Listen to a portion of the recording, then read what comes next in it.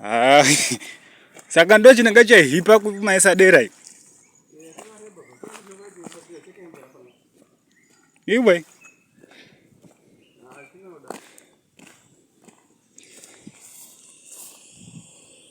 Ah, pakashata.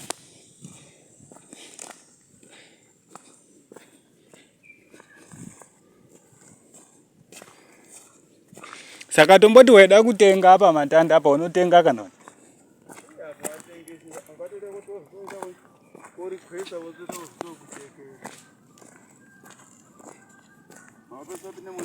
Kudai. Amen.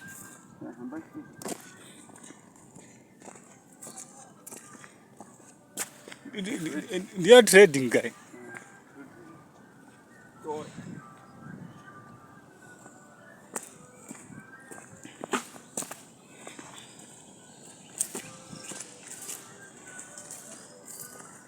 You know bakery actually.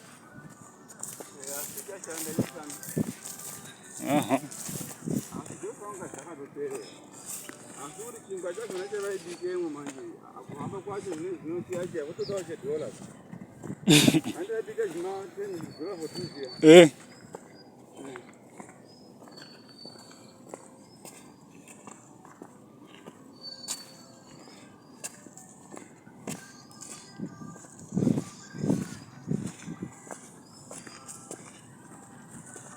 Eh, kukurira kumwe tea neshango.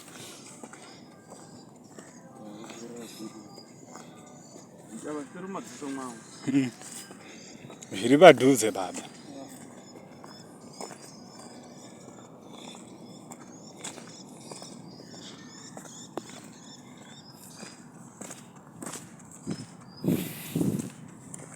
Saka bhazi richiri kuguma rino.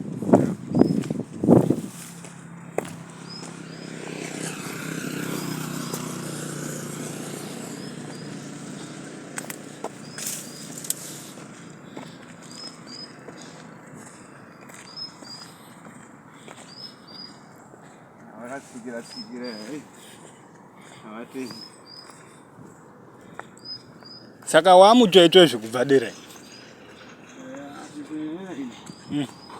Because ndo yoshandisa.